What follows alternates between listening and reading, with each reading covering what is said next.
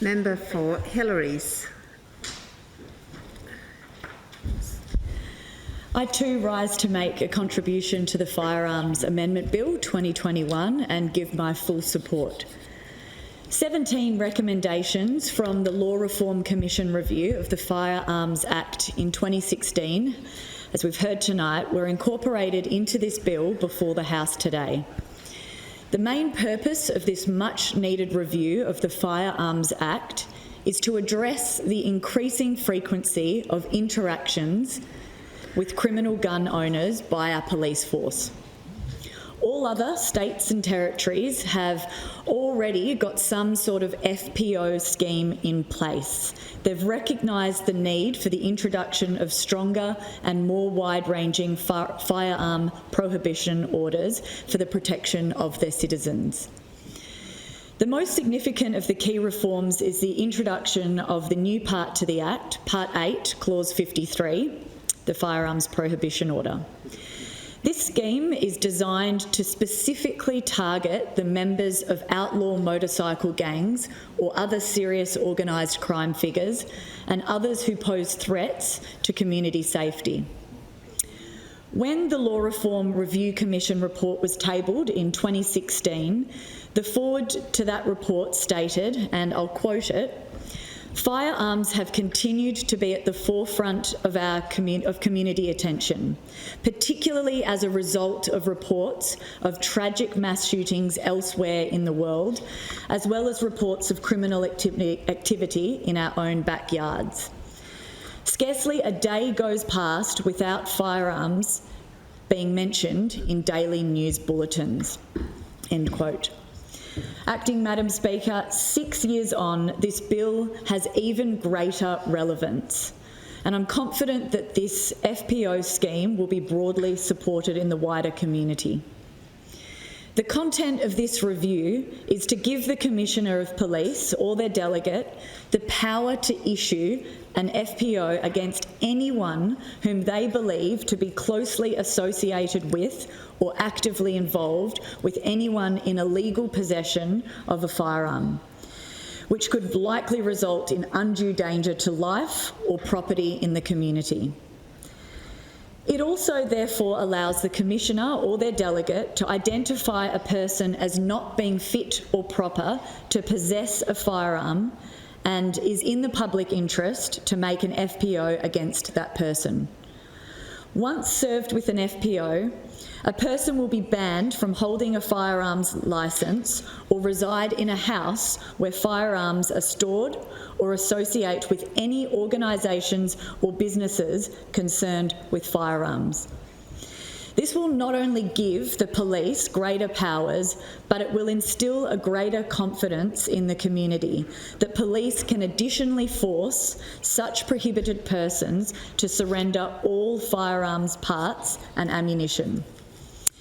The intent of this review is therefore twofold: to remove many firearms out of the hands of criminals and outlaw motorcycle gangs, and to remove the ability to manufacture, alter or adapt any illegal firearms in circulation.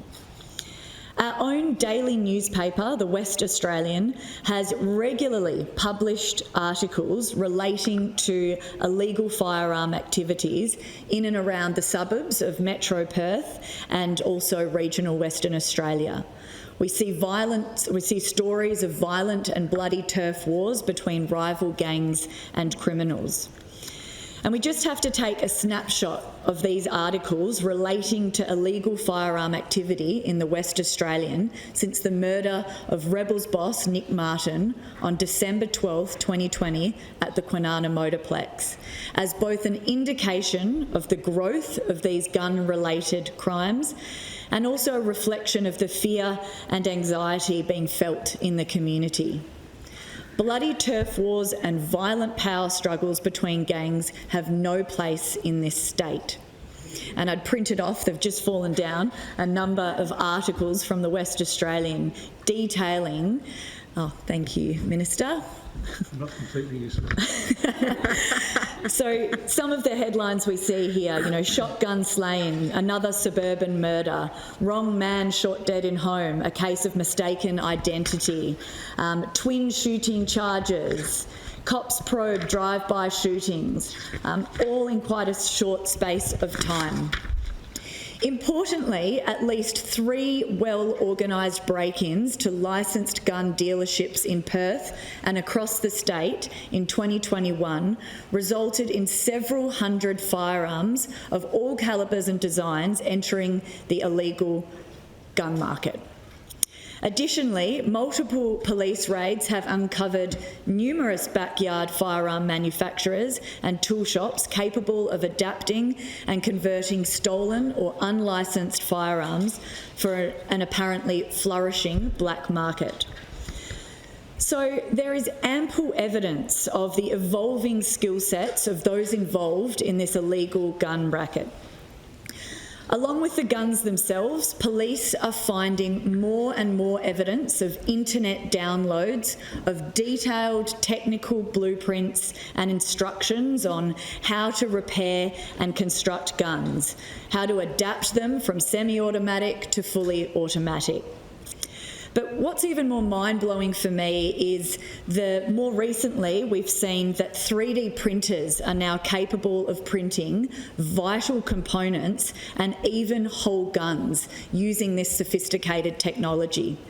Now, I have a 3D printer at home. My partner prints small miniatures, which he uses to play Dungeons and Dragons. But we know that 3D printers are necessary in the medical world, and that they've been a wonderful feat in technology in regards to prosthetic limbs and so forth.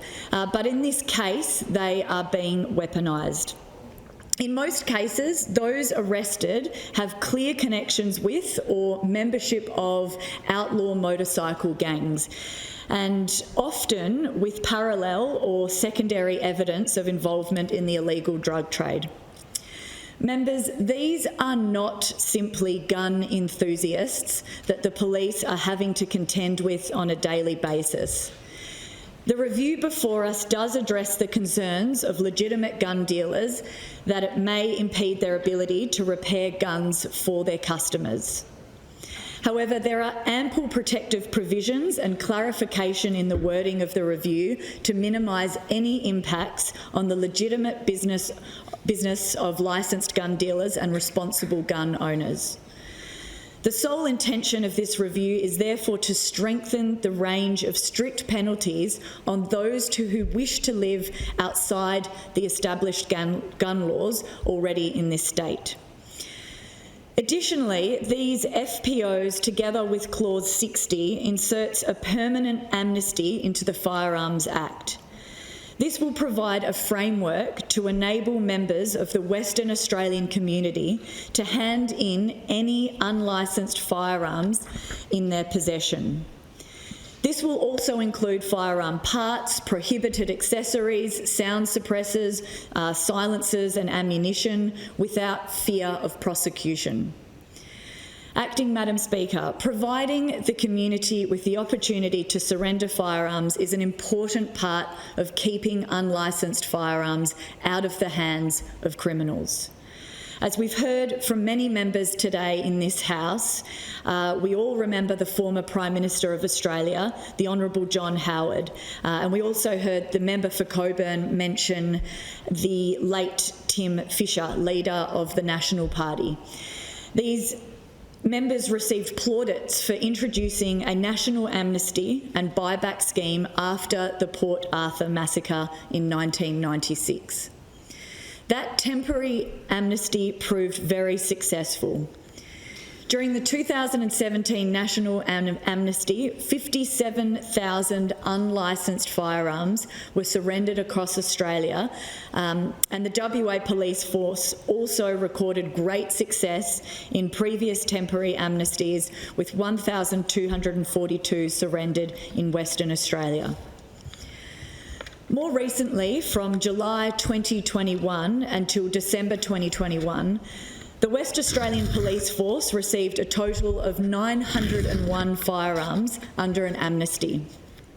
It therefore goes without debate that the legally vetted gun-owning community and the Australian public in general are fully supportive of controlled measures by the police.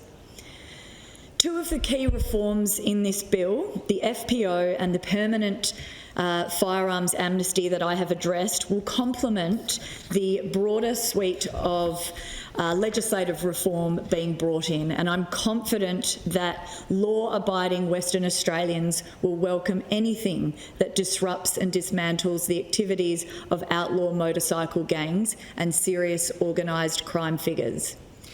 This bill will make WA the most hostile jurisdiction for these groups to pursue their criminal activities. And it should be noted that the criminal subculture of illegal guns does not exist in a vacuum. The use of these illegal weapons, nor the bloody impacts from the use of these weapons, is not just confined to members of the criminal underworld. With the growing number of so-called random drive-by shootings that we see and that we're witnessing on quite a regular basis, does not discriminate between criminals and innocent citizens. So it's time to stop this violent culture. I'd like to also make mention of something that the member for Wanneroo brought up in her debate regarding her commitment for mobile CCTV cameras, which she committed during the election campaign, and in fact inspired both myself and the member for Joondalup, Emily Hamilton, to do a similar commitment to the City of Joondalup of $150,000 to purchase mobile CCTV that can capture all sorts of antisocial behaviour on the roads with plate recognition technology. So that, coupled with this bill, I think will be an excellent start to stamping out some of this illegal activity. I therefore commend this bill to the House. Thank you.